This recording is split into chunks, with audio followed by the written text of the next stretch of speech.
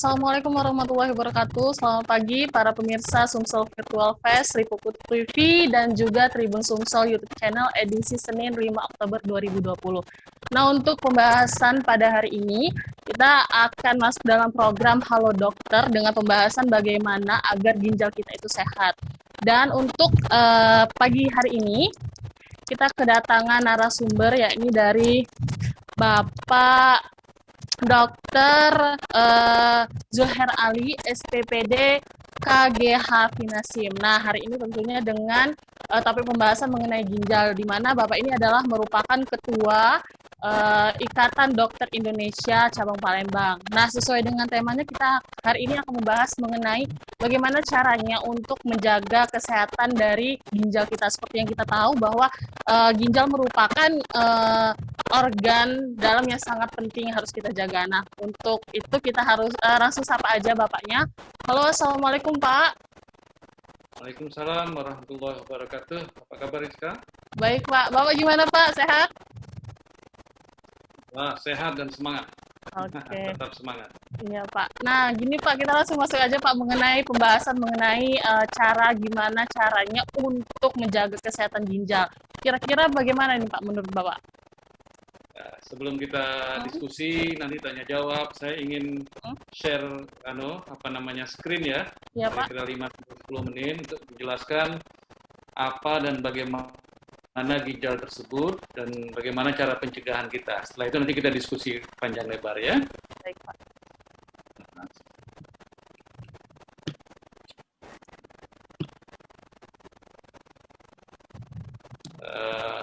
Gimana? Cukup jelas ini screen saya ya, cukup ya? Cukup Pak. Oke, jadi sebelum kita diskusi, kita ingin mengenal ginjal terlebih dahulu, kemudian nanti kita bagaimana cara mencegahnya secara sederhana, dan nanti berkembang dalam diskusi-diskusi berikutnya. Apa itu ginjal? Ginjal itu adalah organ yang vital yang ada dalam tubuh kita, tepatnya di rongga perut di bagian belakang, yang jumlahnya 2 seperti kacang polong, ya, kanan dan kiri tulang belakang. Makanya zaman dulu orang sering mengatakan bahwa ginjal ini adalah buah pinggang karena dia di pinggang di bagian belakang, beratnya kecil 150 gram, jadi kira-kira 1/200 berat badan, ya, sekepalan tinju kita. Itu kira-kira bentuk ginjal. Ini kalau kita mau lihat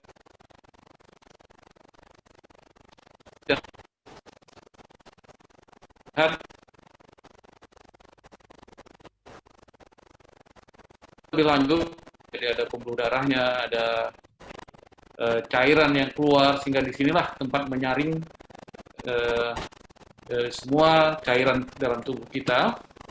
Dan sehingga kenapa dia begitu penting? Karena fungsi ginjal itu pertama mengeluarkan cairan dan sisa metabolisme dalam tubuh. Jadi racun-racun yang sisa kita dari protein, karbohidrat itu dikeluarkan melalui ginjal. Kita rusak, maka cairan tidak bisa keluar, orang akan bengkak, kemudian racun-racun dalam tubuh kita akan mengendap di dalam tubuh. Yang kedua, dia mengatur cairan dan elektrolit. Contohnya pada waktu dingin misalnya, tidak banyak keringat, maka kita lebih banyak pipis. Sebaliknya, kalau kita berkeringat banyak, olahraga di tempat yang panas, maka buang air kecil kita akan sedikit. Itu peranan dari ginjal. Yang ketiga, dia mengatur tekanan darah. Sehingga kalau ginjal kita rusak, umumnya tekanan darah kita akan naik. Ya, dan yang berikutnya adalah ginjal ini juga memproduksi hormon untuk pembentukan darah. Jadi kalau ginjal kita rusak, biasanya orangnya akan kekurangan darah, HB-nya akan turun, hemoglobin, sehingga perlu ditambah darah berikutnya. Ya. Kalau ginjal rusak, apa penyebab utamanya? Yang terutama adalah DM, diabetes mellitus, kemudian yang kedua radang ginjal atau glomerulonefritis, yang ketiga hipertensi, yang keempat ada kemungkinan penyebabnya adalah batu, lalu karena infeksi ginjal, yang juga banyak adalah obat-obatan, jadi makan obat-obatan atau jamu yang sembarangan, itu bisa merusak ginjal. Yang lain yang relatif sedikit, yang sudah top-top sekarang ini adalah penyakit lupus. Lupus ginjal atau lupus nefritis itu juga banyak menyebabkan gagal ginjal. Dan yang lain-lain ini adalah penyakit-penyakit yang kista dan yang lain-lainnya. Ini adalah jumlahnya, ya. Kalau ini rusak, boom, terjadilah apa yang kita sebut sebagai gagal ginjal. Di Indonesia, penyebab utama gagal ginjal itu adalah hipertensi. Yang pertama, ini hipertensi 32%, diabetes 25%, batu dan infeksi 16%, dan radang ginjal 12%. Inilah yang menyebabkan gagal ginjal. Jadi kalau kita ingin mencegah penyakit ginjal, makanya hipertensi, diabetes itu harus kita cegah, batu harus cepat kita keluarkan, radang-radang ginjal kita harus perbaiki kondisi tubuh kita. Nah, kalau sudah terjadi gagal ginjal, maka tahapannya itu ada stadiumnya, ada stadium 1 sampai 5. Ini kalau kita perhatikan makin lama semakin rendah fungsi ginjalnya. Stadium 3 biasanya kita ketemukan. Kalau sudah stadium 5, inilah saatnya harus cuci darah. Jadi tidak bisa kita misalnya baru stadium 2, stadium 3 harus cuci darah. Tapi kalau sudah stadium 5, fungsi ginjal sudah di bawah 15%, biasanya orang-orang tersebut harus mengalami cuci darah atau cangkok ginjal. Apa saja gejala-gejala klinis yang harus kita ketahui untuk orang-orang yang gagal ginjal? 70% pasien gagal ginjal itu tidak bergejala. Jadi tidak ketahuan, tahu-tahu sudah berat, stadium 4, stadium 5. Kalaupun dia bergejala, biasanya sudah stadium lebih lanjut. Gejalanya apa? Ini kayak biasa, lesu, mudah lelah. Ya. Orang kecapean juga lesu, mudah lelah, sehingga tidak khas. Banyak kencing, kadang-kadang sedikit kencing. Ada gatal-gatal, ini kalau sudah berat, mulai mual-mual dan muntah. Kemudian sesak, sakit dada, bengkak, kemudian kejang-kejang. Ini kalau sudah berat, dan umumnya ini sudah kita temukan pada stadium yang lebih lanjut. Yang bisa kita temukan bisa edema, bisa orang sesak napas, bisa kejang-kejang tadi, bisa kering, kulit yang hitam menjadi hitam.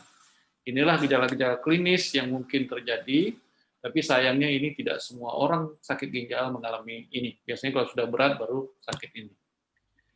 Apa upaya yang kita lakukan untuk mencegah penyakit ginjal ini? Ada istilahnya 7 golden rules, jadi ada 7 langkah yang bisa kita lakukan. Yang pertama, kita harus tetap fit dan aktif. Jadi tetap fit, aktif, jadi hidup sehat, olahraga yang teratur, kemudian makan yang teratur, lalu istirahat yang teratur, ini tetap fit dan aktif. Ini maksudnya. Yang kedua, karena penyebabnya adalah kencing manis dan darah tinggi, kita harus kendalikan gula darah dan tekanan darah. Jadi kalau kita sudah mengalami kencing manis, kita harus kendalikan gula darahnya, harus kita normalkan. Kalau belum kencing manis, kita harus cegah jangan sampai kita mengalami kencing manis. Demikian juga dengan darah tinggi. Kalau keluarga kita mengalami darah tinggi, orang tua misalnya, kita harus lebih hati-hati karena ada kemungkinan suatu saat kita akan mengalami darah tinggi dan kencing manis. Yang keempat, makan makanan sehat. Minum yang cukup, ya lebih kurang 2-3 liter per hari, dan kendalikan berat badan. Jadi jangan sampai menaikkan berat badan melebihi berat badan yang dianjurkan. Yang sering kita dengar tapi susah kita lakukan adalah jangan merokok. Ya, bagi perokok berat biasanya tidak mudah untuk menghentikan merokok, tetapi kalau kita ingin mencegah penyakit ginjal, salah satunya adalah jangan merokok. Nah, ini juga sangat penting. Jangan minum obat-obatan atau sejenis obat-obatan, apakah itu obat-obat kimia atau herbal, tanpa pengawas dokter. Ya, banyak orang yang mengatakan bahwa ini aman, ini herbal, tapi tidak jarang ya kita temukan pasien-pasien yang rutin makan obat-obatan yang tidak jelas, obat nyeri, obat sakit kepala, obat nyeri lutut, obat rematik, itu kita temukan ginjalnya sudah tidak berfungsi. Dan yang terakhir yang jarang kita lakukan adalah kita harus melakukan pemeriksaan fungsi ginjal secara teratur dengan medical check-up, mungkin sekali atau 2 kali setahun. Itu sangat penting karena seperti kita katakan tadi, gagal ginjal ini pada umumnya tidak bergejala. Jadi tanpa kita ketahui atau tahu ginjal kita sudah berat. Jadi idealnya minimal 1 kali setahun kita harus melakukan pemeriksaan fungsi ginjal. Saya kira itu sementara yang dapat saya sampaikan. Mudah-mudahan kita bisa